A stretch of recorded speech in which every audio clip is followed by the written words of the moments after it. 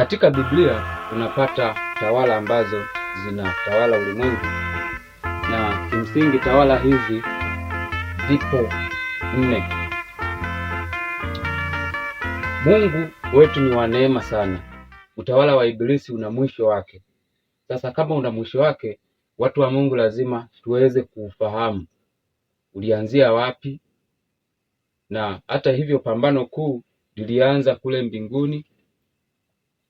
Mikaeli ambaye ni Yesu Kristo akapigana pambano lile pamoja na Ibilisi na Shetani, wala Ibilisi na jeshi lake hawalikushinda. Lilitupwa duniani. Lilipokuja duniani, sisi pia tuliambiwa kwamba tuwe macho kupitia wazazi wetu wa kwanza. Tazama, Ibilisi ameshuka kwenu mwenye ghadhabu nyingi, akijua ana muda mchache tu. Pambano hili limekuwa likiendelea katika vizazi na vizazi, toka enzi za wazazi wetu wa kwanza kuja mpaka enzi za kina Nuhu. Mungu akagharikisha dunia. Wote huo ulikuwa ni kutafuta mpango wa ukombozi. Baada ya kizazi cha Nuhu, Shetani pia akajiinua akapitia kwenye uzao wa watoto wa Nuhu, akaendelea kuanzisha ufalme wake, na ambapo kwa kweli Shetani katika vizazi vyote,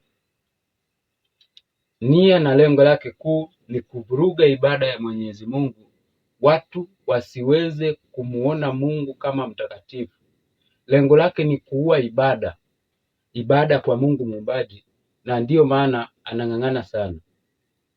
Sasa Shetani anatumia tawala za dunia, lakini pamoja na kutumia tawala za dunia, Mungu amechora mchoro, amechora mwisho, kwamba utawala huu utafikia hapa, utakuwa ni mwisho. Katika kitabu cha Danieli sura ya 2 kuanzia mstari wa 31, tunaona Mfalme Nebukadneza anapata ndoto ambayo Mungu alimuonesha, ambapo zitakuwa ni falme 4 za duniani kuanzia wakati ule, kuanzia utawala wa Babeli ya Nebukadneza. Sasa katika sanamu hii imebeba unabii ambao unahitimishwa na kuja kwa Yesu mara ya pili. Maana tunaona sanamu kubwa pale kwenye Danieli sura ya 2, tunaona sanamu ambayo ilikuwa ina mada mbalimbali, yaani mada mbalimbali. Ina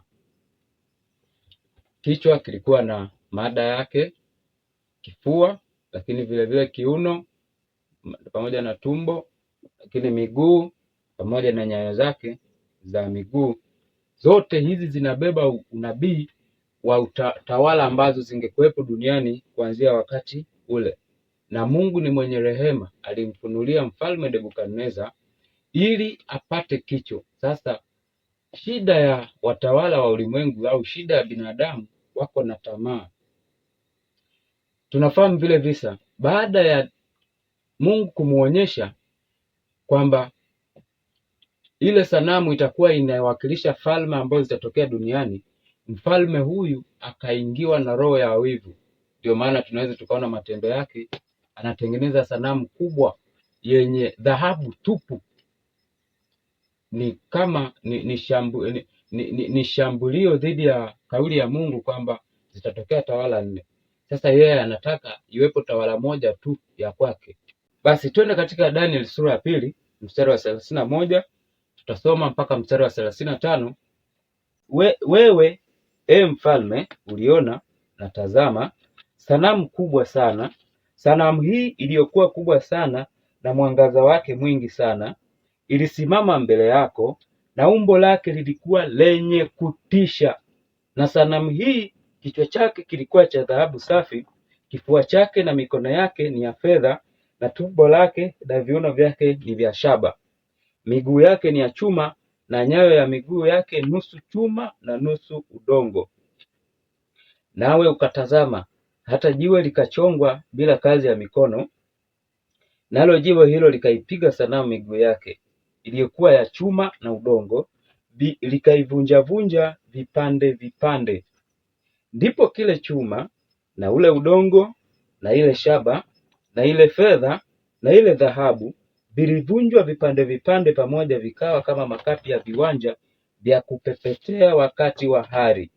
Upepo ukavipeperusha hata pasionekane mahali pake, na lile jiwe lililoipiga hiyo sanamu likawa milima mikubwa, likaijaza dunia yote. Hii ndiyo njozi ambayo mfalme aliota akasahau.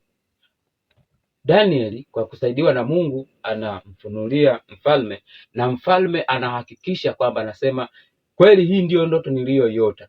Kila wakati Danieli anaposema uliona sanamu umbo lake lenye kutisha, mfalme anakumbuka, anasema ni hiyo hiyo, anaweka tiki. Kila Danieli anaposimulia mfalme ndipo anaendelea kukumbuka.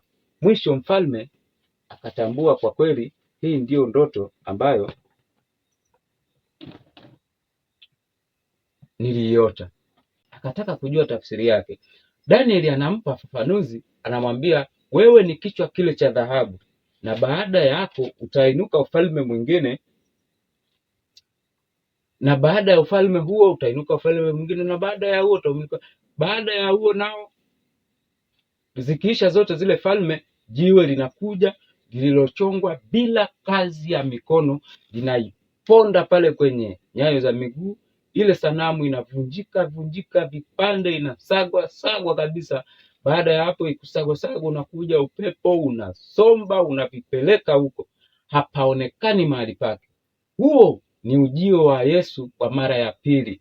Kuja kwa jiwe linaloiponda sanamu ni ujio wa Yesu mara ya pili. Kumbuka sanamu ile katika mada zake mbalimbali inawakilisha falme ambazo zitatokea duniani. Ni 4 tu, haziwezi zikazidi za hapo. Ni falme 4 tu, neno la Mungu limesema. Na historia pamoja, vitabu vya historia pamoja na uhalisia vyote vinapelekana pamoja. Historia inaongea pointi hiyo hiyo, inataja falme hizi kama ambavyo zimetajwa katika kitabu cha Daniel sura ya 2 mstari wa 31 na kuendelea. Ndivyo ambavyo vilitokea katika sanamu hii katika ndoto hii ya falme. Ilikuwa ina kichwa cha dhahabu. Kichwa cha dhahabu kiliwakilisha utawala wa Babeli ambao ilikuwa kipindi kile. Babeli ilikuwa inatawala dunia nzima, global. Kwa hiyo Mungu alimgranti mfalme huyu, yeye ni kama kichwa dhahabu, tunaijua bei yake. Na katika hii sanamu ambayo mfalme aliota, unaweza ukaona kwamba kila kutoka juu kwenda chini, thamani ya yale madini inazidi kupungua. Ina maana ufalme wa Babeli ndio ulikuwa ufalme wenye utajiri zaidi, au ulikuwa una uzuri zaidi kuliko falme zingine. Kwenye kifua chake, kifua hapa pamoja na mikono, sanamu ilikuwa imekaa namna hii. Kifua sasa hapa kwenye kifua pamoja na mikono, hii ilikuwa ni imetengenezwa kwa fedha. Hii iliwakilisha utawala wa Wamedi pamoja na Waajemi. Kumbuka mikono ilikuwa miwili. Mungu hakosei. Mkono mmoja unawakilisha Waajemi, mkono mwingine unawakilisha Wamedi. Na katika mikono iliyokunjwa namna hii, maana yake kuna mkono hapa huko juu ya mwenzake. Ule mkono ulio juu ya mwenzake unawakilisha taifa lile. Kati ya Wamedi na Waajemi kuna taifa moja ambalo lilikuwa lina nguvu kuliko lenzake. Tumboni pamoja na kiuno. Tumboni pamoja na kiuno ilikuwa imetengenezwa kwa shaba ile sanamu. Shaba hii inawakilisha Uyunani au Greece. Uyunani ndio ambayo ilibeba maana yake. Lakini vile vile kule chini kwenye nyayo za miguu, kule chini kwenye miguu ilikuwa imetengenezwa kwa chuma. Ambapo kiliwakilisha utawala wa Rumi. Mwisho kabisa kule kwenye sanamu, kwenye nyayo kabisa kule chini kabisa kuna chuma na udongo vikiwa vimechanganyana. Yote hiyo ni Rumi. Lakini vile vile kwenye sanamu hiyo, kwenye miguu, kumbuka miguu ni miwili, ina vidole 10. Vyote hivyo vimebeba maana. Vidole 10 katika nyayo za miguu, yale ni mataifa 10. ufalme uligawanyika kwenye mataifa 10. Tutaangalia katika falme hizi za Danieli sura ya 2 mstari wa 31 mpaka 35, ambazo zimewakilishwa katika mfumo wa sanamu ambayo mfalme aliiona. Tafsiri yake inaelezewa kwa upana zaidi katika Danieli sura ya 7 mstari wa 2 mpaka wa 8, katika mfumo wa wanyama. Ni falme ni zile zile, tafsiri ni ile ile, lakini tafsiri inakuwa ni pana zaidi. Kumbuka somo letu tunajifunza vita vya joka na mwisho wake, unabii wa Daniel sura ya 7. Vita vya joka na mwisho wake. Joka anapigana na nani? Daniel 7 mstari wa 2 mpaka wa 8, tusome pamoja. Anasema hivi: Danieli akanena akisema, naliona katika maono yangu wakati wa usiku, na tazama, hizo pepo 4 za mbinguni zilivuma kwa nguvu juu ya bahari kubwa. Ndipo wanyama wakubwa 4 wakatoka baharini, wote wa namna mbalimbali. Wa kwanza alikuwa kama simba, naye alikuwa na mabawa ya tai. Nikatazama hata mabawa yake yakafutuka manyoya. Akainuliwa katika nchi, akasimamishwa kwa miguu miwili kama mwanadamu, naye akapewa moyo wa kibinadamu. Na tazama, mnyama mwingine wa pili kama dubu, naye aliinuliwa upande mmoja, na mifupa 3 ya mbavu ilikuwemo kinywani mwake, katika meno yake. Wakamwambia mnyama huyo hivi, inuka ule nyama tele. Kisha nikatazama mnyama mwingine kama chui, naye juu ya mgongo wake alikuwa na mabawa 4 kama ya ndege. Mnyama huyo alikuwa na vichwa 4, akapewa mamlaka. Fungu la 7. Baadaye nikaona katika njozi ya usiku, na tazama, mnyama wa 4 mwenye kutisha, mwenye nguvu, mwenye uwezo mwingi, naye alikuwa na meno ya chuma makubwa sana. Alikula na kuvunja vipande vipande na kuyakanyaga mabaki kwa miguu yake, na umbo lake lilikuwa mbali kabisa na wale wa kwanza, naye alikuwa na pembe 10. Katika Danieli 7 tunaona wanyama 4. Danieli sura ya 7 kuanzia huo mstari wa 2 kama tulivyosoma. Danieli mwenyewe anaota ndoto, anaona wanyama 4. Tena mnyama wa kwanza anakuwa ni kama simba. Ufalme huu wa simba ni ufalme huo wa Babeli, ufalme wa Babeli ambao tunaona kwamba anasimama kama kichwa cha dhahabu kwenye Danieli sura ya 2, lakini pia anabeba tabia ya serikali ambayo haitosheki. Maana Mungu amempatia mfalme huyu ndoto, akamwambia wewe utakuwa ni kichwa, lakini baada yako watafata wengine. Yeye hakutosheka, akatengeneza tena sanamu nyingine yenye dhahabu tupu, contrary na ile ambayo Mungu alimuonesha.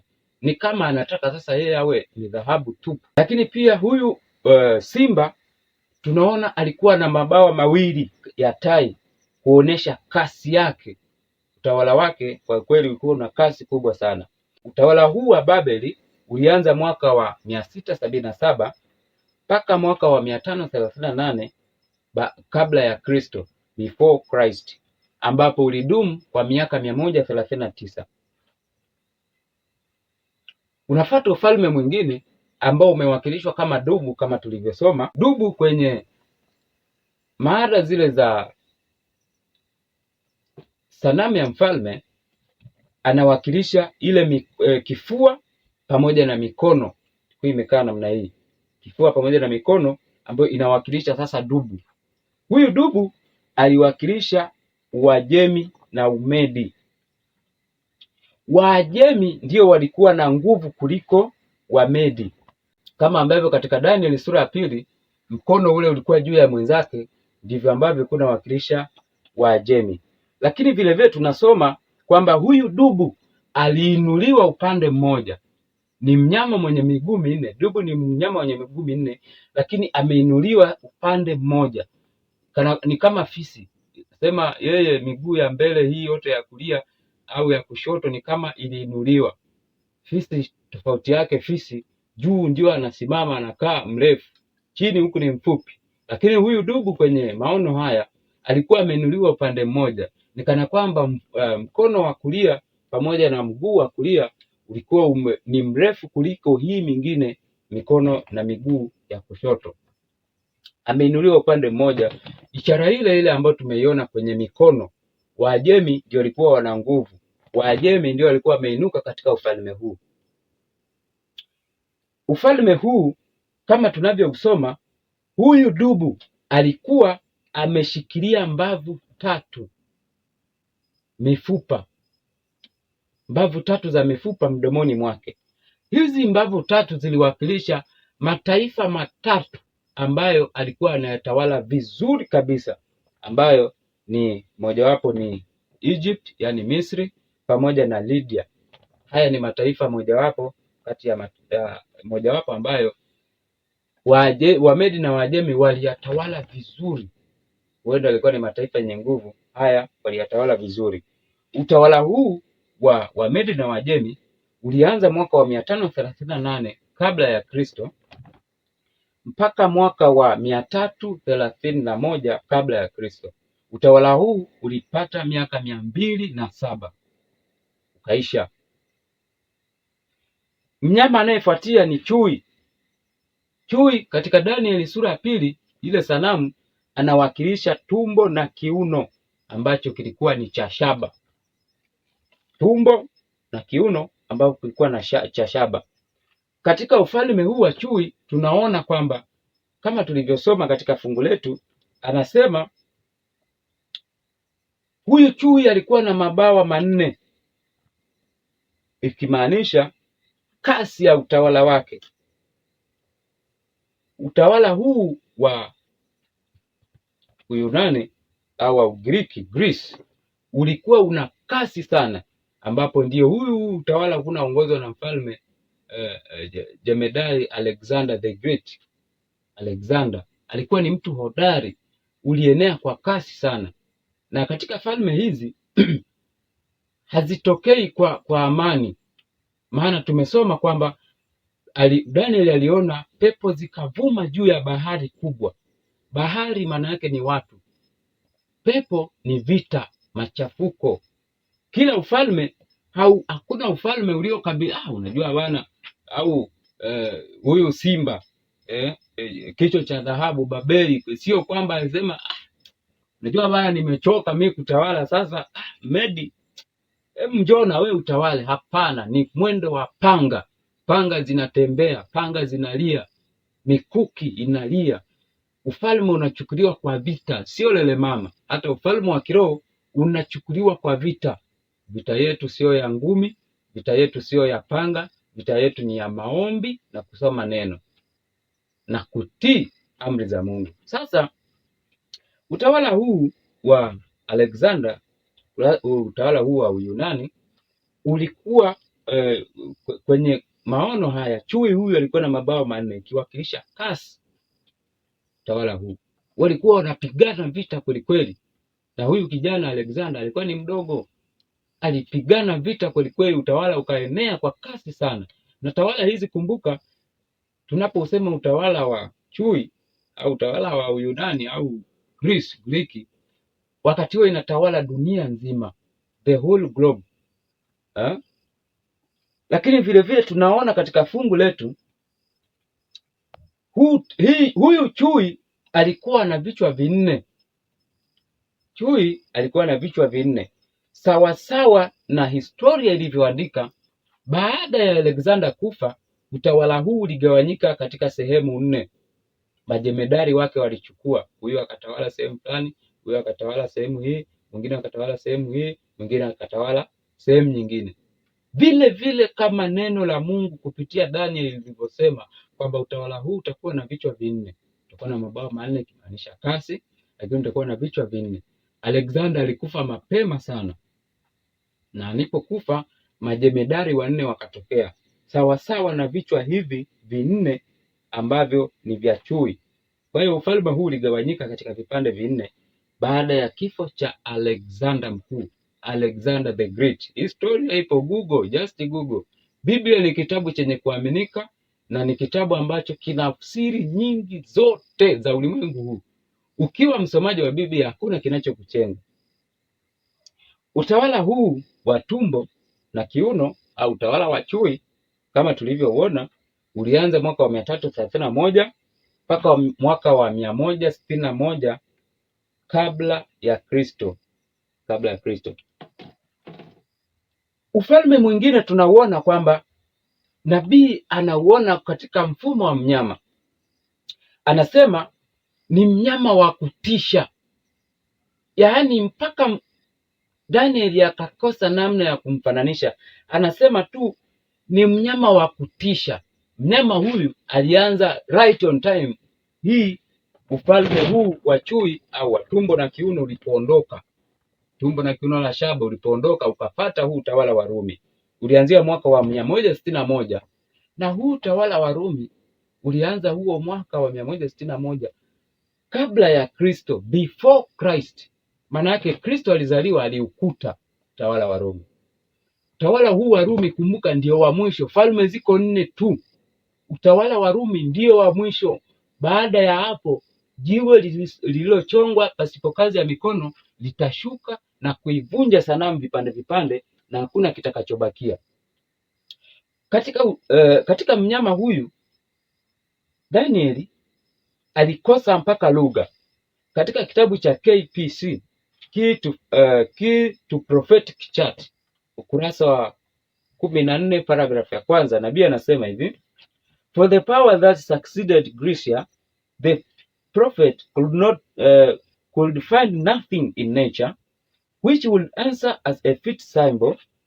A power so strong, so fierce, so ravenous and destructive could not be represented by any known beast that this earth produces. Kwamba huyu mnyama hakuweza kuwakilishwa na mnyama yoyote ambayo dunia inaweza ikamtoa. Yaani katika wanyama wenye kutisha, katika huyu aliyemwona Danieli hakuna wa kufanana naye. Inawakilisha ni tawala ambayo kwa kweli inatisha, na ni kweli inatisha. Kwa hiyo huyu mnyama ambaye Danieli alimuona pia, kama tulivyosoma katika Danieli sura ya 7, alikuwa ana pembe 10. Katika mstari wa 7 huo Danieli 7 mstari wa 7, kwamba mnyama huyo niliyemuona alikuwa ana pembe 10.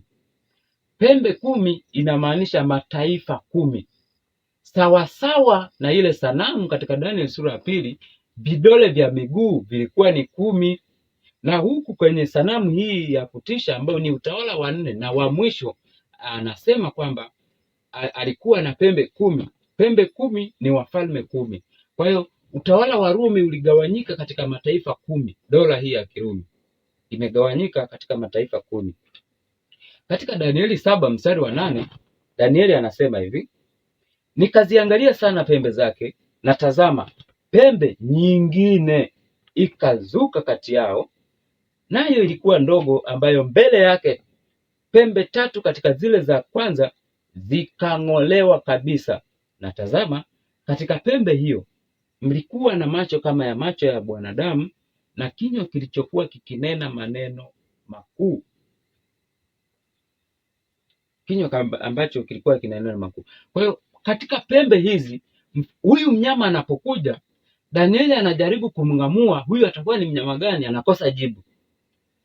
Katika mstari wa 8, Danieli 7:8 anasema nikaziangalia sana pembe zake. Akaziangalia zile pembe, akaziangalia zile falme 10. Anapoziangalia zile falme 10, anang'amua vizuri, anagundua kuna pembe nyingine inazuka, ni ndogo. Pembe hii ambayo ni ndogo inang'oa pembe 3. Katika Kiingereza inasema plucking to the root, from the root. Yani inatoa kwenye sijui mzizi, kwamba pembe ina mzizi, inatoa yani na mzizi wake inatoa kabisa. Kiswahili kimesema tu zikang'olewa kabisa. Kiingereza kinasema yani zikang'olewa kutoka kwenye mzizi. Ni kama unapopiga ngese shambani, kuna majani huwa hayafi ukiyakata tu, unatakiwa ukate kutokea kwenye mzizi. Ndivyo ambavyo hizi pembe tatu ziling'olewa from their roots, katika mizizi yao, ziling'olewa katika mizizi yao. Katika pembe hizi 10 ambao tumesema ni wafalme 10 ambao ni sawa na vidole 10 kwenye ile sanamu ya Daniel 2, the Huns, kuna Ostrogoth, kuna Visigoth, kuna Franks, kuna Vandals, kuna Suevi, kuna Burgundians, kuna Heruli na Rugil au Thuringi. Hao ni wafalme. Sasa pembe ndogo hii inatokea miongoni mwa wale 10, na hii pembe ikang'oa pembe tatu kama tulivyoiona kutoka katika mizizi yake. Pembe ndogo ni nini? Tuulize Google wenyewe. Google anasema hivi, ukisearch the little horn kwa Kiingereza, AI overview wanasema little horn refer to a prophetic figure in the book of Daniel chapter 7 and 8 symbolizing a powerful, blasphemous ruler or kingdom that persecutes God's people and attempts to change divine law, often interpreted as foreshadowing of the Antichrist or historical linked to the figure like na kadhalika na kadhalika. Hiyo ni kwa mujibu wa Google. Google wanatuambia kwamba pembe ndogo ni prophetic figure, alama ya kinabii katika Daniel 7 na 8, ambayo inawakilisha utawala wenye nguvu na blasphemous. Blasphemous ni nini? Utawala wenye nguvu ambao unatesa watu wa Mungu na unajaribu kubadilisha majira na sheria. Au ni Google, unaweza ukagoogle. Sasa huu ni utawala gani? Katika kitabu cha Ellen G. White, Key to Prophetic Chart, ukurasa wa 15, paragraph ya 2, nabii anasema hivi: The little horn is by all Protestants acknowledged to be the symbol of the papacy. It was prophesied of this horn that he would subdue 3 kings. Verse 24. The 3 kingdoms that were plucked up to make way for the papacy were 1. The Heruli in 493 AD, the Vandals in 534 AD, the Ostrogoth in 538. Mwisho wa kunukuu. Nabii anasema kwamba huyu pembe ndogo anajulikana na Waprotestanti wote kwamba huu ni alama ya upapa, na anasema katika alama hii ya upapa ilitabiriwa kwamba kupitia pembe hii atawaondoa wafalme watatu, katika mstari wa 24, ambapo falme tatu ambazo ziling'olewa, kuna Heruli mwaka wa 493, kuna Vandals mwaka wa 534, lakini vile vile kuna Ostrogoth mwaka wa 538. Kwa hiyo hawa walibidi wang'olewe ili mfalme huyu apate njia to prepare the way for the papacy. Tunaweza tukaiona hii pembe ndogo ina uwezo wa kivita, maana kuwaondoa wafalme watatu sio kazi ndogo, una uwezo wa vita, ina uwezo wa kupigana. Kuwaondoa wafalme watatu ambao ni wa Heruli, wa Vandals na Ostrogoth. Na ni kweli kama Biblia ambavyo imetabiri, falme hizi au nchi hizi duniani hata kwenye ramani halipo. Tafuta Ostrogoth hutawaona, tafuta Heruli hutawaona. Ilitoa kabisa kwenye mizizi, ikaondoa kabisa falme hizi, hazikuonekana tena. Kwa hiyo pembe hii ndogo ni upapa. Kwa hiyo ufalme huu wa upapa The little horn ina uwezo wa kivita, ina majeshi. Huwezi ukawashusha wafalme watatu kwa kuhubiri Injili, lazima panga zitembee. Kwa hiyo panga zilitembea, zililia, wafalme hawa wakaondoka. Katika Danieli 7 mstari wa 23, ambapo ni kama Google AI overview walivyotuambia kwamba hii anasema refer to a prophetic figure in the book of Daniel chapter 7 and 8 symbolizing a powerful blasphemous ruler or kingdom that persecutes God's people and attempts to change divine laws, kwamba huu utawala umebadilisha hata sheria za Mungu na umetesa watu wa Mungu. Na ni kweli ulifanya hivyo, huu utawala wa upapa ulifanya hivyo. Nicho kitu ambacho kinatajwa katika Danieli 7 mstari wa 25, naye atanena maneno kinyume chake aliye juu, naye atawadhoofisha watakatifu wake aliye juu, naye ataazimu kubadili majina ya sheria, nao watatiwa mikononi mwake kwa wakati na nyakati 2.5 wakati. Tuangalie maneno haya. Anasema, la kwanza anasema atanena maneno kinyume na Mungu. Mungu anasema maombi ni kupitia kwa Yesu. Pembe ndogo yeye anasema, papa unasema maombi ni kupitia kwa Maria au papa. Mungu anasema ni Mungu pekee anaweza kusamehe dhambi. Upapa unasema hata padri anasamehe au papa anasamehe.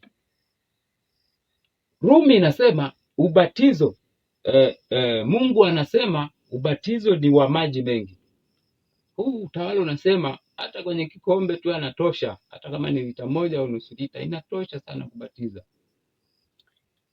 Mungu anasema Kristo ndio mpatanishi wetu na Mungu. Wao wanasema hata papa ni mpatanishi kati yetu na kati ya mbingu na wanadamu.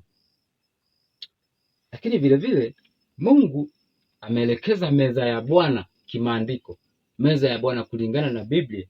Utawala huu unaabudu sanamu za misa.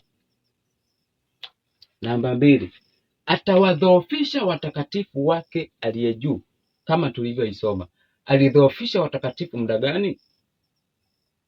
Pambano Kuu ukurasa wa 54 mpaka ukurasa wa 55, nabii anasema upagani ulipewa nafasi katika upapa. Joka alikuwa amempa mnyama uwezo wake na kiti chake na mamlaka kuu. Ufunuo 13 mstari wa 2. Na sasa ikaanza miaka 1260 ya mateso ya upapa yaliyotabiriwa katika unabii wa Danieli na Ufunuo. Danieli 7 mstari wa 25, Ufunuo 13:5 mpaka 7. Wakristo walilazimishwa kuchagua ama kuacha uaminifu na msimamo wao na kukubali taratibu na ibada ya upapa, au maisha yao kupotelea katika magereza na kuuawa kwa kitanda cha kutesea, kuchomwa moto au kwa shoka la muuaji mkuu. Kwa hiyo upapa uliua watu kwa muda gani? Miaka 1260, ambapo hii miaka 1260 imeanza toka wakati ambapo utawala huu umeingia sasa rasmi. Kumbuka utawala huu wa Rumi umeanza mwaka wa 161, lakini katika huu utawala wa Rumi ulikuwa umegawanyika kwenye mataifa 10. Katika haya mataifa 10 yalikuja yakapunguzwa yakabaki 7. Matatu yaliondolewa kikamilifu. Maana wa mwisho kuondolewa hapa ni Ostrogoth mwaka wa 538. Kwa hiyo mpaka Ostrogoth anaondolewa, upapa ndio ukapata nguvu kamili. Mateso ndio yakaanzia mwaka huo wa 538, ikaanza kuhesabika miaka hii 1260, ambapo inakomea mwaka 1798. Kwa hiyo upapa uliua watu, una hatia ya damu ya mamilioni waliuawa katika utawala huu wa upapa. Mamilioni ya watu waliuawa na kanisa hili la Kirumi au pembe ndogo. Na hii pembe ndogo katika Ufunuo 17 mstari wa 6 anaonyeshwa ni kama mwanamke katika unabii ni kanisa. Kanisa hili linaonekana limejaa damu ya watakatifu.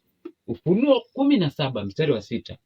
nikamwona yule mwanamke amelewa kwa damu ya watakatifu na kwa damu ya mashahidi wa Yesu. Nami nilipomwona nikastaajabu ajabu kuu. Yohana alimuona mwanamke huyu. Yohana aliona pembe ndogo imejaa damu ya watakatifu wa Mungu ambao waliteswa kuanzia mwaka wa 538 mpaka mwaka 1798 kama historia inavyoeleza. Na Yohana anapoona anasema, nami nikastaajabu ajabu kuu kwa huyu mwanamke. Huyu mwanamke ni mjanja. Historia yake ya mauaji anaifuta, hawezi akaiacha hadharani. Tutaenda kuona kwa nini anafanya hivyo.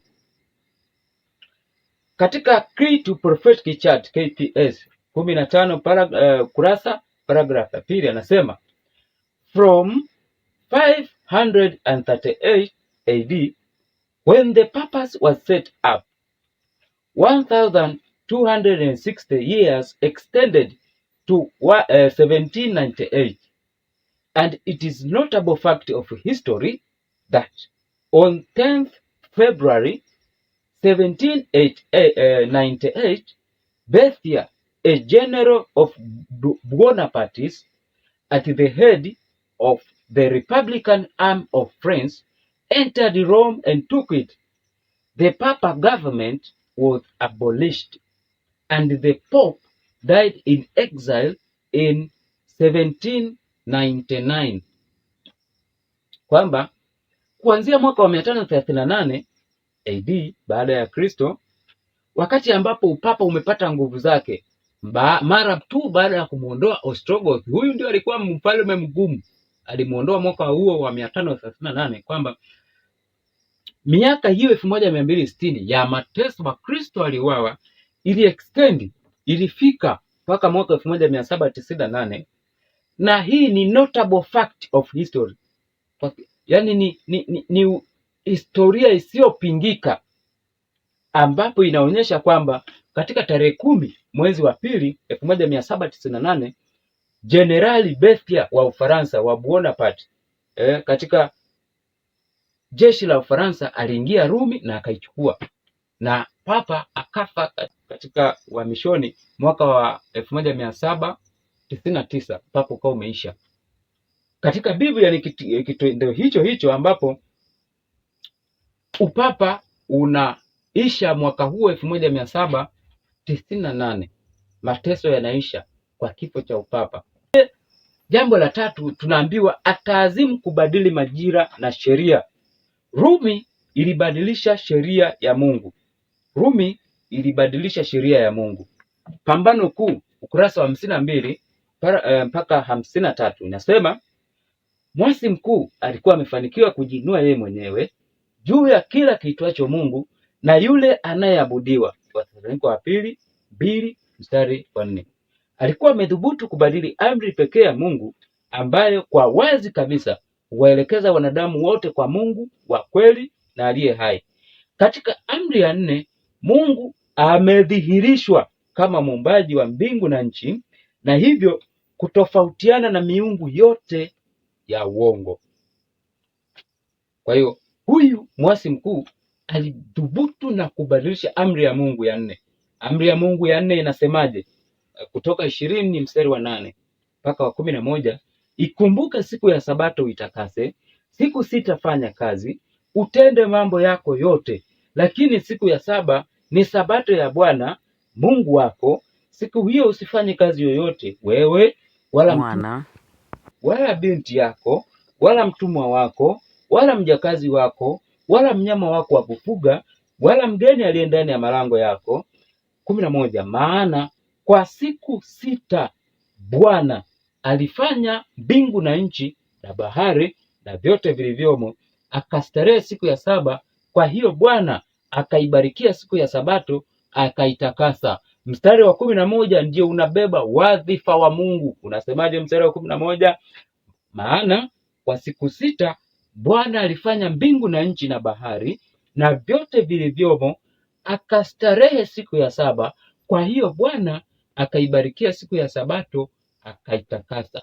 Mstari wa 11 unamtambulisha Mungu kama muumbaji wa mbingu na dunia. wa bahari na chemchemi na vyote vilivyomo, samaki, mamba wote, nyangumi, kunguni, wote waliumbwa na Mungu katika siku, kwa muda wa siku 6. Ni nani huyu alibadili Sabato? Ni kama tulivyosoma, huu ni upapa au Rumi. Sheria iliwekwa tarehe 7 mwezi wa 3 mwaka wa 321 rasmi katika utawala huu. Kumbuka huu utawala ulikuwa umegawanyika katika falme 10, na katika falme 10 hizi ziliondoka falme 3 zikabaki 7. Sasa mfalme Constantine tarehe 7 Machi mwaka wa 321 huyu aliingiwa na matamaa, akataka kuunganisha utawala wake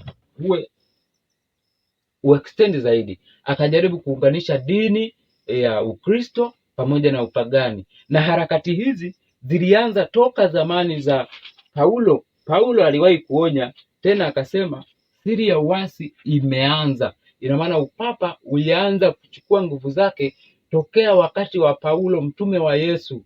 Siri ya kuasi inaendelea, mafundisho bandia ilikuwa inaendelea kuingia kanisani.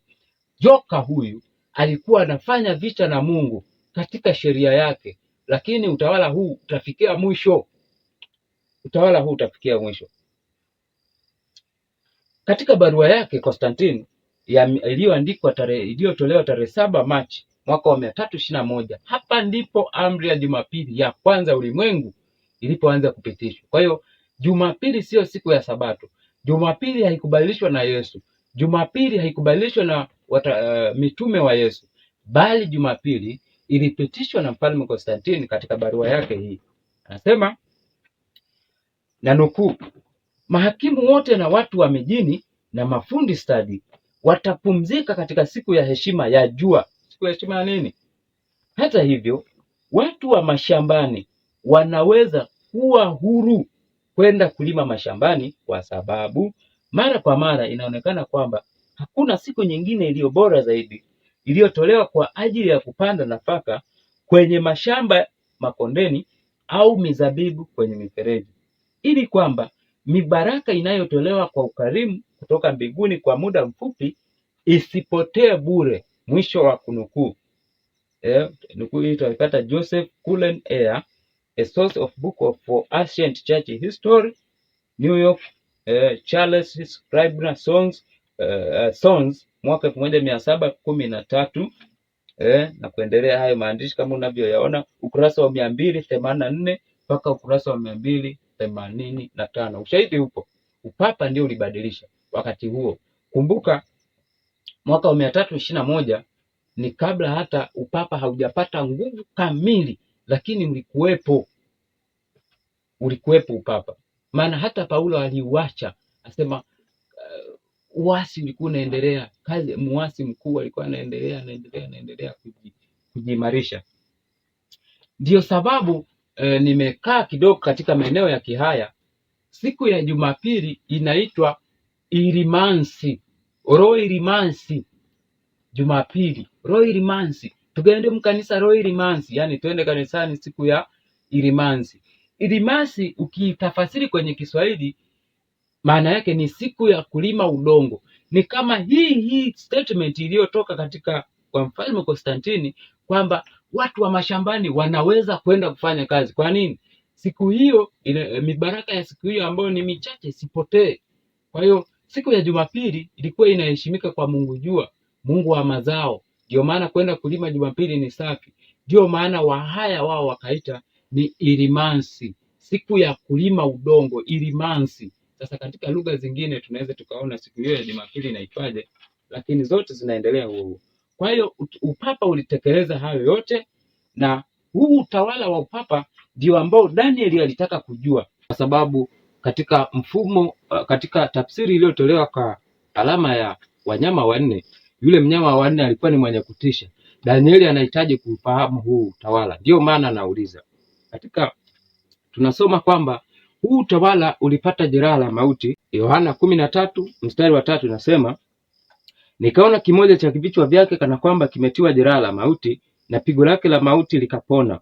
Dunia yote ikamsajabia mnyama yule. Kwa hiyo upapa ulipata jeraha la mauti mwaka huu 1798, kama ambavyo tumesoma katika KPC Key to Prophetic Chart ukurasa wa 15 paragrafu ya pili. Kwa hiyo upapa ulitiwa jeraha la mauti mwaka huo. Ni kitu hicho ambacho tunakiona katika kitabu cha Danieli sura ya 11 mstari wa 40.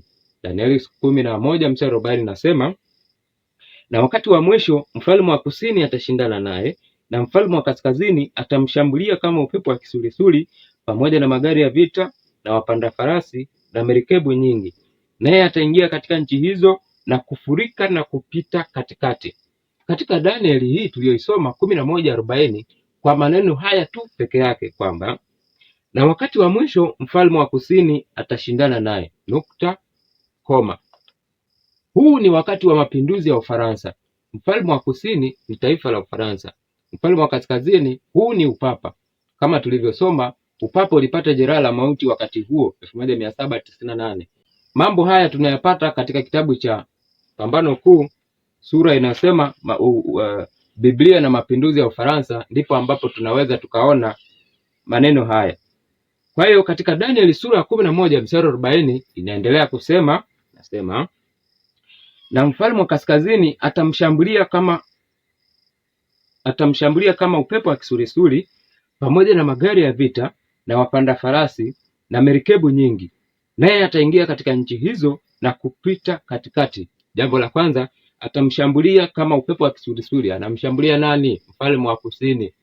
1. 2, atakuwa vilevile na magari ya vita na merikebu nyingi. Sasa katika sehemu hii tumeona kwamba inatajwa wingi kwamba ataingia katika nchi hizo. Wakati upapa unapata jeraha la mauti, aliyehusika ni mfalme wa kusini ambaye aliwakilisha na taifa la Ufaransa likiwa moja. Kwa nini hapa anasema ataingia katika nchi hizo na kupita katikati? Wakati upapa unapata jeraha la mauti, taifa la Ufaransa ambao limefananishwa, Ufaransa ilifanana na Misri. Ni nchi ambayo kiroho ilifanana na Misri. Misri ilifanya nini? Wakati Mungu ameagiza Musa awatoe Israeli kule Misri, Farao alisema, Mungu ni nani hata nisikie sauti yake? Kwa hiyo taifa la Ufaransa ni atheism, sio geographical location, ni atheism kwa upana, ndiyo ambayo inaongelewa hapa. Kwa hiyo anaposema ataingia katika nchi hizo, maana hii roho ya ukana Mungu itaenea kwa ulimwengu wote, na inapoelea kwa ulimwengu wote, maana yake inachukua nchi zile zote ambazo zina dini hizi za kifalsafa au dini za kikana Mungu, kiwepo Urusi, China, Korea Kaskazini, India na kadhalika na kadhalika. Sasa hizi ndizo ambazo Biblia inasema naye ataingia katika nchi hizo na kupita katikati. Huo ni mfalme wa upapa utafanya hayo mambo wakati jeraha la mauti limepona, na kweli limepona na ameanza. Na jeraha linapopona, huu mfalme wa kaskazini, upapa, una nguvu sana. Papa na kanisa Katoliki wana nguvu kiasi gani? Zaidi ya watu bilioni 1.4 duniani, au 17% ya idadi ya watu wote duniani ni Wakatoliki. Papa si tu kiongozi wa kidini, pia anaongoza mji wa Vatican, taifa dogo lenye nguvu sana. Katika Danieli 11 mstari wa 43 tunaambiwa kwamba lakini atakuwa na nguvu juu ya hazina za dhahabu na fedha, na juu ya vitu vyote vya Misri vyenye thamani, na Walibia na Wakushi watafata nyayo zake. Huyu mfalme wa kaskazini, Danieli 11:43 imetuambia naye atakuwa na hazina, atakuwa na nguvu juu ya hazina za dhahabu na fedha. Uchumi unashikiliwa na mfalme wa kaskazini. Dhahabu zinamilikiwa na mfalme wa kaskazini. Uchumi wote wa duniani mfalme wa kaskazini anaushikilia vizuri, na ni kweli. Unajua kanisa Katoliki lina utajiri mkubwa kiasi gani? Hebu tuzungumze kwa haraka. Kanisa Katoliki ni moja ya taasisi za kidini zilizo na mali nyingi zaidi duniani. Na kwa miaka mingi utajiri wa kanisa Katoliki umekuwa wa mafumbo na siri. Lakini utajiri huu unatokea wapi? Tangu mwanzo wa upapa wake, Papa Francis ambaye alifariki tarehe 21 Aprili, alitaka kufanya akaunti za Vatican kuwa wazi zaidi.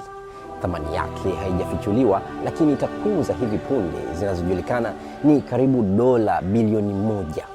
Kanisa lilianza kukusanya mali na utajiri kuanzia karne ya 4 chini ya utawala wa Kaisari Constantine, miaka ya 272 mpaka 337 before Christ. Hii ni kabla ya Yesu Kristo.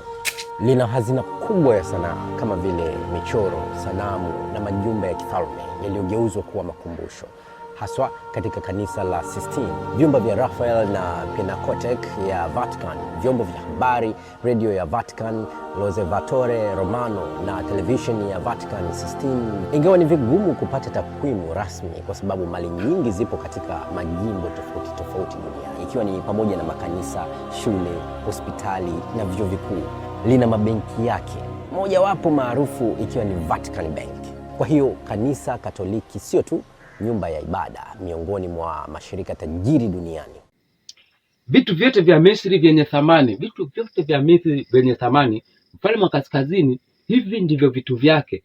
Lakini vile vile wa Libya na Wakushi watafuata nyayo zake. Hawa ni wafanyabiashara.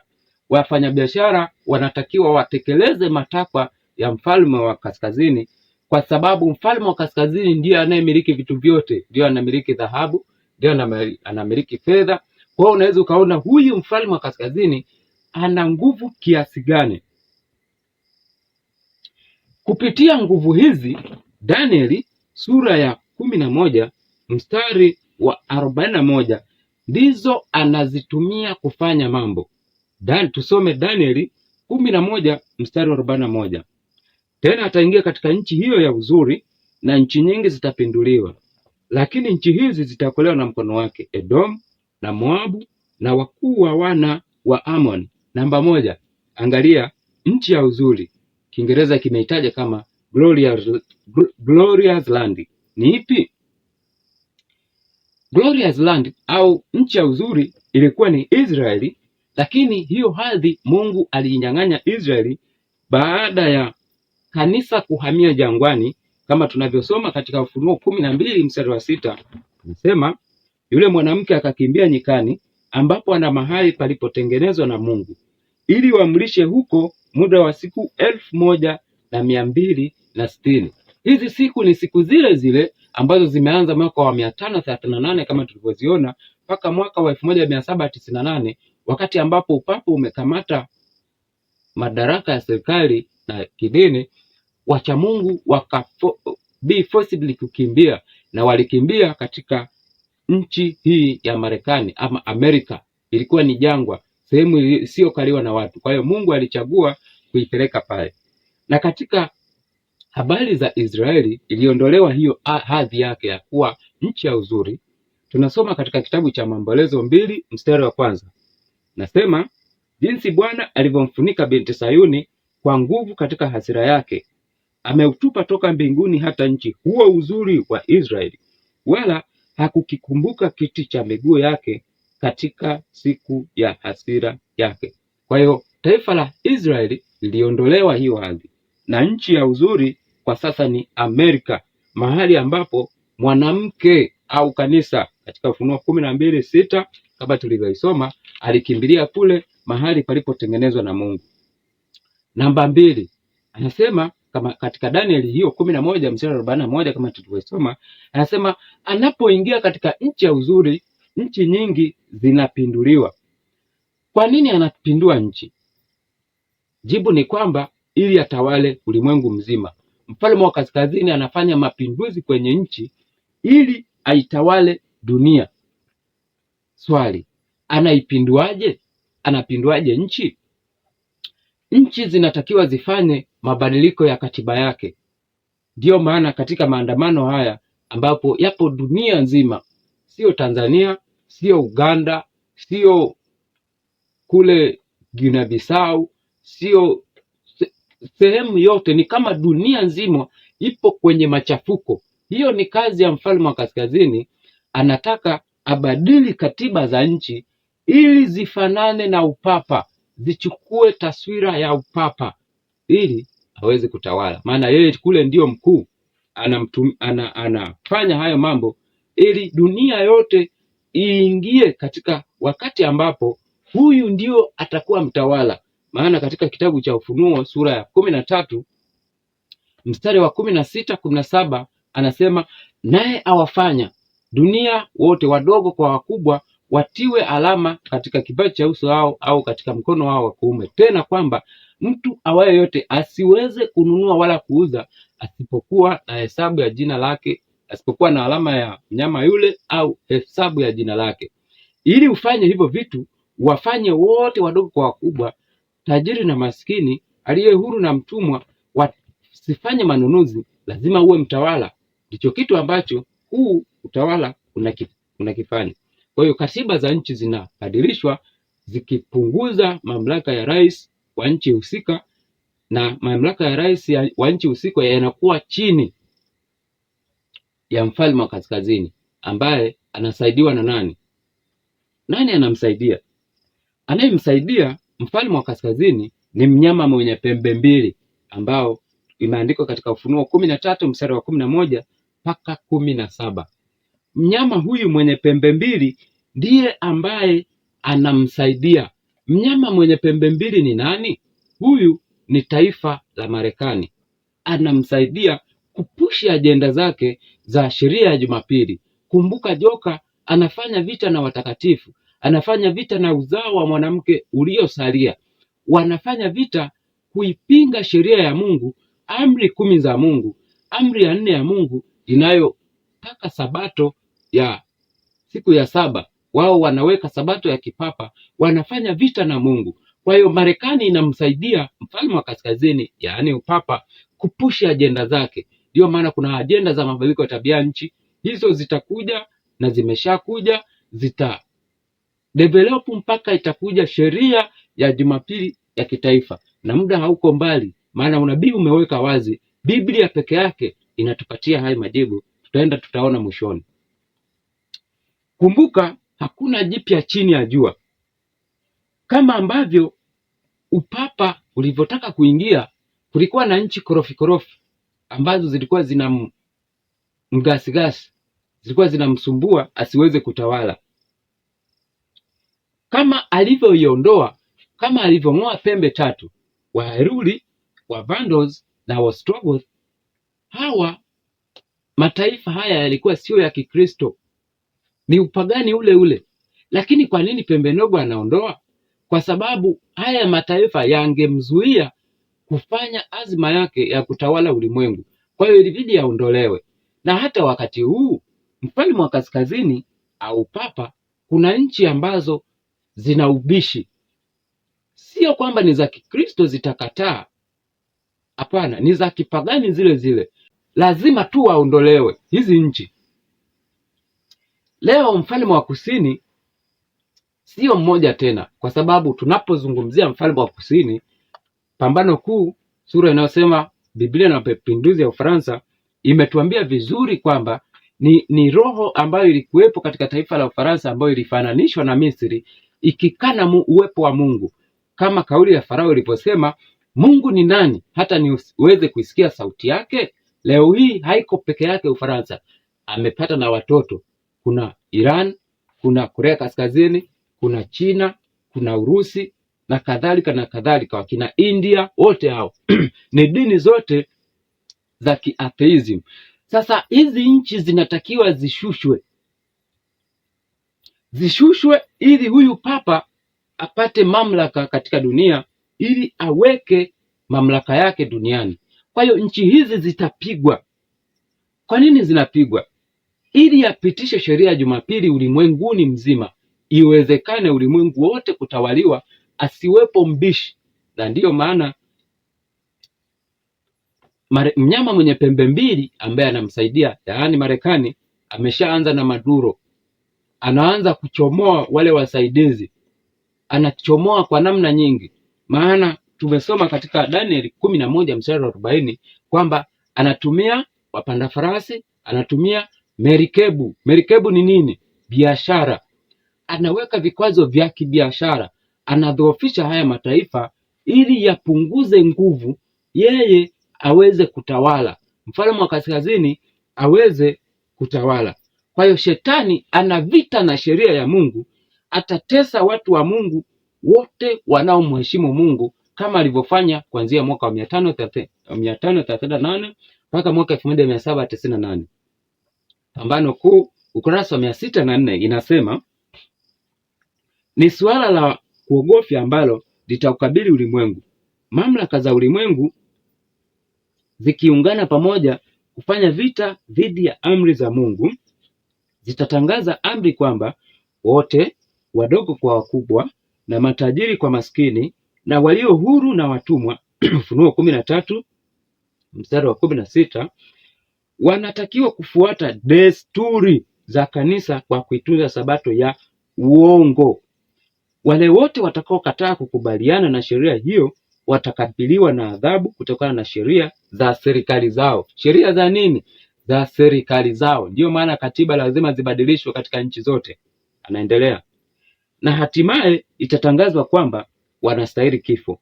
Kwa upande mwingine, sheria ya Mungu inayoamuru siku ya mapumziko iliyowekwa na Mungu Muumbaji inadai utii na kutishia ghadhabu dhidi ya wote wanaovunja maagizo yake. Suala hili litakapokuwa limewekwa wazi hivyo mbele ya kila mtu, ndipo yoyote atakayekanyaga sheria ya Mungu ili kutii amri ile iliyotungwa na binadamu atapokea alama ya mnyama. Kwa hiyo hii test inakuja ulimwenguni na ipo karibu. Tunaweza tukaona ipo karibu gani? Biblia ni kitabu pekee kinachotuonyesha huu ukaribu. Maana Biblia yenyewe inatuambia kwamba shetani anajua kwamba ana wakati mchache tu. Ndiyo maana anafanya mambo yake kwa kasi, anafanya mambo yake bila kuchelewa. Sasa hii vita itaanza lini? Biblia inatupatia majibu. Tuangalie kwa haraka haraka tupate huu muda. Tuna muda kiasi gani kabla dunia yote ingie katika pambano? Kabla upapa utatawala muda gani? Tunaweza kujua kutokana na Biblia kwamba hii serikali ya kipapa ambayo itasaidiwa na mnyama mwenye pembe mbili itatawala lini? Itaanza kutawala lini rasmi? Kumbuka katika wakati ambapo Paulo yupo mtume wa Yesu, huu papa ulikuwepo na ulikuwa unaanza kufanya kazi zake, na sheria ya Jumapili ya kwanza ilianzia mwaka wa 321 kama tulivyoisoma ile barua ya Konstantini hapo nyuma. Na katika hii barua iliwataka watu wote waache kufanya kazi isipokuwa za mashambani ile siku ya Jumapili. Ni sabato ya kipapa. Hii hali ikaendelea. Ilipofika mwaka wa 538 upapa ukawa umerudishiwa nguvu zake kamili kwa kuwaondoa Heruli, Vandals na Ostrogoths. Ilitawala dunia nzima, ikashinikiza mafundisho yake. Hivyo huu utawala utafanya katika wakati wa mwisho. Huu utawala utalazimisha lini watu waiheshimu siku ya Jumapili na kusababisha mateso ya watakatifu? Biblia inatupatia huo muda. Tuanze na kitabu cha Danieli sura ya 12 mstari wa kwanza mpaka wa 13. Hem, tuchambue haraka haraka hapa, tunaona tutapata majibu. Nasema, wakati huo Mikaeli atasimama, jemedari mkuu asimamaye upande wa wana wa watu wako, na kutakuwa na wakati wa taabu, mfano wake haukuwapo tangu lilipoanza kuwapo taifa hata wakati huo. Na wakati huo watu wako wataokolewa, kila mmoja atakayeonekana ameandikwa katika kitabu kile. 2. Tena wengi wa hao walalao katika mavumbi ya nchi wataamka, wengine wapate uzima milele, wengine aibu na kudharauliwa milele. 3. Na walio na hekima watang'aa kama mwangaza wa anga, na hao waongozao wengi kutenda haki watang'aa kama nyota milele na milele. Mstari wa 4, Danieli anaambiwa wewe yafunge maneno haya, kitie muhuri kitabu hata wakati wa mwisho, kwa sababu maarifa yataongezeka. Sasa katika mstari wa 5, Danieli anaona kumbe wamesimama malaika zingine wawili, malaika mmoja upande ukingoni mwa mto upande huu na malaika mwingine upande wa ukingo unaofuata. Malaika mmoja wapo katika hawa wawili akamuuliza aliyekuwa juu ya maji ya mto. Katika mstari wa 6 akauliza, anasema, na mmoja akamuuliza yule mtu aliyevikwa nguo za kitani aliyekuwa juu ya maji ya mto, je, itakuwa muda wa miaka mingapi hata mwisho wa mambo haya ya ajabu? Malaika anauliza. itapita muda gani mpaka mwisho wa mambo haya ya ajabu? Yapi? Danieli 12 mstari wa kwanza ambayo tumeyasoma, ambayo jambo la kwanza Mikaeli kusimama, jambo la pili kwamba wakati wa taabu, jambo la tatu watu wataokolewa, jambo la nne ufufuo katika mstari wa pili, kwamba tena wengi wa hawa walalao katika mavumbi ya nchi wataamka, wengine uzima wa milele, wengine aibu na kudharauliwa milele. Kwa hiyo malaika anauliza. Katika mstari wa 7 tunapata jibu ambalo malaika, mtu aliyevikwa nguo za kitani anamjibu malaika na anasema 7, nami nikamsikia yule mtu aliyevikwa nguo za kitani aliyekuwa juu ya maji ya mto, hapo alipoinua mkono wake wa kuume na mkono wake wa kushoto kuelekea mbinguni, akaapa kwa yeye aliye hai milele na milele, ya kwamba itakuwa wakati na nyakati 2.5 wakati, tena watakapokuwa wamekwisha kuvunja nguvu za hao watu watakatifu, ndipo mambo hayo yote yatakapotimizwa. Kwa hiyo mambo hayo yote yatakapotimizwa baada ya nyakati kwa hiyo mambo hayo yatatimizwa baada ya wakati, nyakati 2.5 wakati, tena watakapokuwa wamekwisha kuvunja nguvu za hao watu watakatifu, ndipo mambo hayo yatatimizwa. Yapi? Mikaeli kusimama, wakati wa taabu, kila ambaye ameandikwa kwenye kitabu cha uzima ataokolewa. Jambo la 4 ufufuo, wengine uzima wa milele, wengine mauti na kudharauliwa milele. Kwa hiyo siku 1260 zinapoisha, ndipo yanafuata mambo haya ya ajabu. Tuendelee. Mstari wa 8, Danieli anasikia ila haelewi. Danieli anasikia lakini haelewi. Anauliza, Bwana wangu, mwisho wa mambo haya utakuwaje? Katika mstari wa 9, mtu aliyevikwa nguo za kitani anamjibu Danieli, anamwambia, wewe nenda zako, ama maneno haya yamefungwa na kutiwa muhuri hata wakati wa mwisho. 10 anasema, wengi watajitakasa na kujifanya weupe, lakini hataelewa mtu mbaya awaye yote, bali wao walio na hekima ndio watakapoelewa. Sasa katika mstari wa 11 tunaomba tuangalie hapa vizuri. Mstari wa 11 malaika anatoa jibu safi kabisa, ikiwa ni nyongeza ya jibu la swali ambalo malaika yule aliuliza. Maana yule malaika aliuliza akasema, itakuwa muda wa miaka mingapi hata mwisho wa mambo hayo ya ajabu?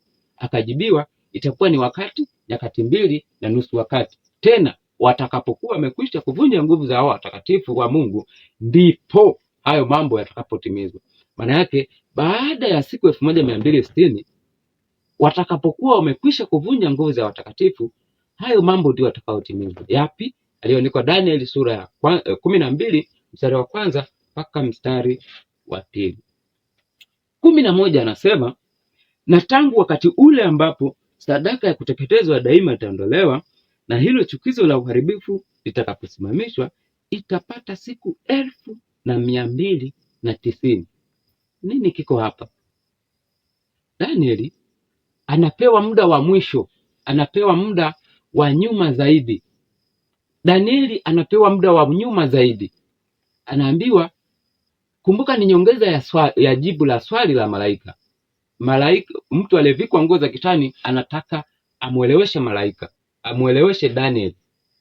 Anasema kwamba tangu wakati ule ambapo sadaka ya daima itaondolewa, itapata siku 1290. Manake ni kwamba mwisho wa siku 1260 na mwisho wa siku 1290 zinapoisha hizi siku zote, ndipo hayo mambo ya ajabu yatakapotimizwa. Yapi? 1, Mikaeli anasimama. Wakati wa taabu unakuja, lakini katika wakati huo wa taabu kila mtu ambaye jina lake limeandikwa katika kitabu cha uzima anaokolewa. Vile vile kuna ufufuo. Yote hayo ni baada ya siku 1290 zinapoisha, au baada ya siku 1260. Kwa hiyo siku 1260 pamoja na siku 1290 zinaisha wakati mmoja, na zinapoisha mambo yaliyoandikwa katika Danieli sura ya 12 mstari wa kwanza mpaka wa pili ndipo yanatimizwa. Wakati huo huo hazianzi pamoja. Siku 1260 ni kipindi ambacho kimetolewa kwamba kitapita, ndipo mambo ya ajabu yatatokea. Lakini Danieli sura ya lakini katika siku hizi 1290 zinaanza wakati ambapo sadaka daima imeondolewa na chukizo la uharibifu limesimamishwa. Zinapita zinaisha siku 1290, ndipo yanafuata utimizwaji wa mambo ya ajabu yaliyoandikwa katika Danieli sura ya 12 mstari wa kwanza mpaka wa pili na tatu. Mstari wa 12 anasema, heri angojaye na kuzifikiria hizo siku 1335. Heri angojaye na kuzifikiria hizo siku 1335. Siku 1335 zinaanzia wapi? Kumbuka tumepewa kizio cha kuanzia kuhesabu ni wakati ule ambapo sadaka daima itaondolewa. Kwa hiyo anasema ana heri yule anayezifikiria hizo siku 1335 ambazo zinaanza wakati wa sadaka ya daima kuondolewa, zinaenda zinafika mpaka siku 1290 na zinavuka kidogo kwa muda wa siku 45 kama ambavyo nimekuchorea kwenye jedwali.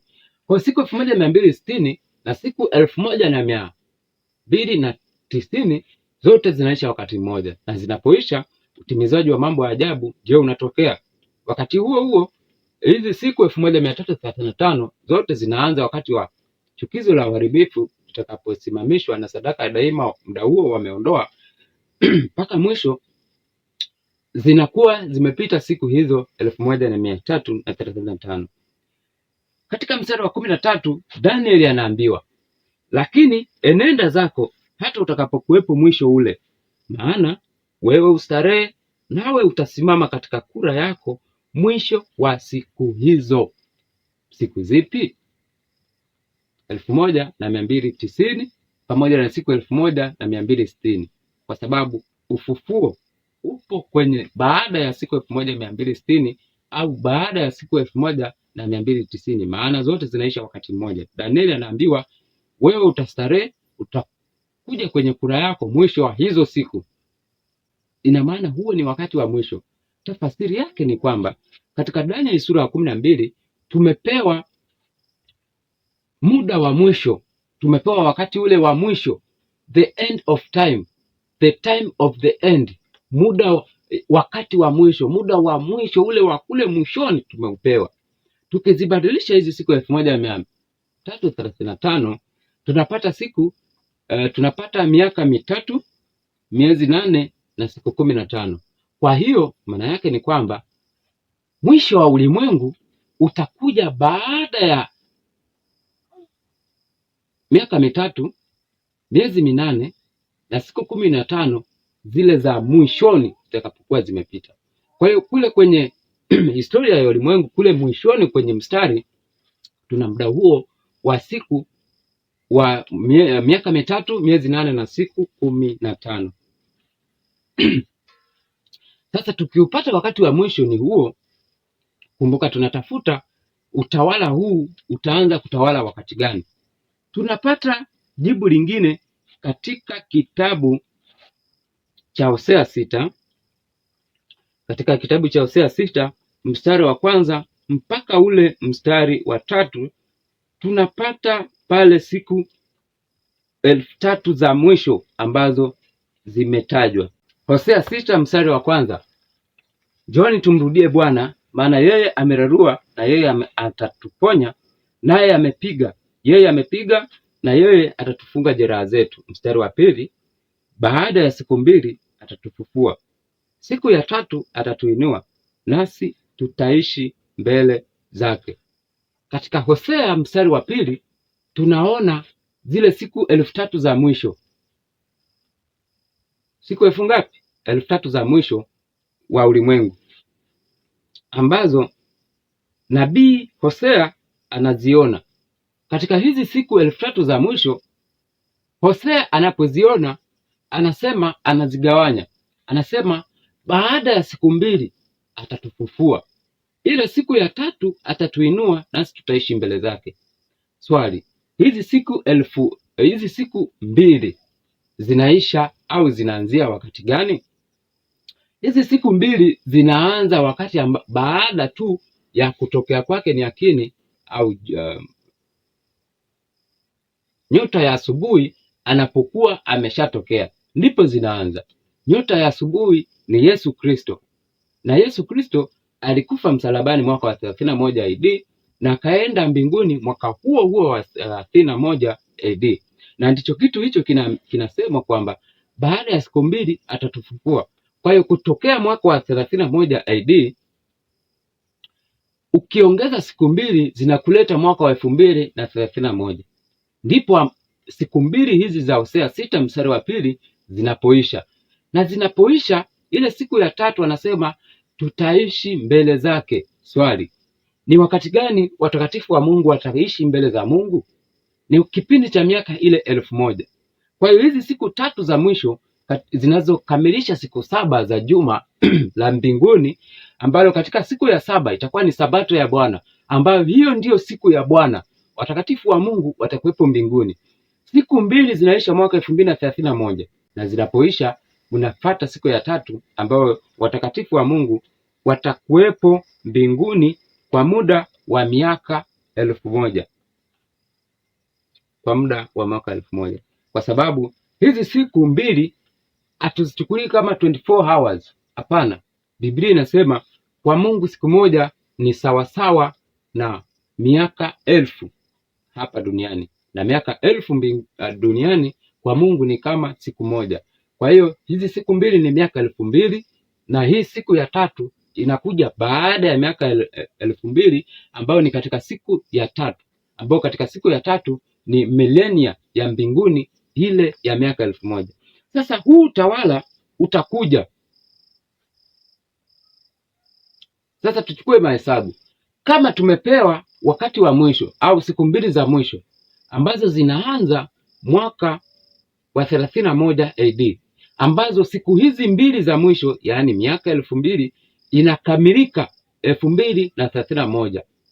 Tuchukue Danieli sura ya 12 tuitoe pale kwenye zile siku, kwa sababu Danieli sura ya 12 tumepewa wakati wa mwisho, siku za mwishoni mwa historia ya ulimwengu kabla ya kuingia katika milenia ya mbinguni, yaani miaka 3, miezi 8 na siku 15 kama tulivyoziona. Tuzitoe pale. Ukitoa pale 2031 katika mwezi ambao hatujui, ukatoa miaka 3, miezi 8 na siku 15, inakuleta mwaka wa 27 mpaka mwaka wa 28 mwanzoni, 27 mwishoni mpaka 2028 mwanzoni, kwa sababu hatujui the exact time. Sasa huu ndio wakati ambapo jeraha la mauti limepona na utawala wa upapa utakuwa umerudishiwa mamlaka yake kamili. Kwa hiyo kulingana na Biblia, Hosea 6 mstari wa 2 pamoja na Danieli 12 yote imetuelekeza kwamba huu utawala wa upapa unatakiwa uanze kutawala dunia kikamilifu baada ya wakati huo, ambapo itakuwa ni mwaka 2027 mpaka 2028 mapema. Maana yake vitu vyote vinatakiwa vikamilike, kwa sababu unabii wa Mungu huwa haukosei. Unabii wa Mungu unaenda na muda, na huo ndio muda ambao tumeupata kutokana na neno la Mungu.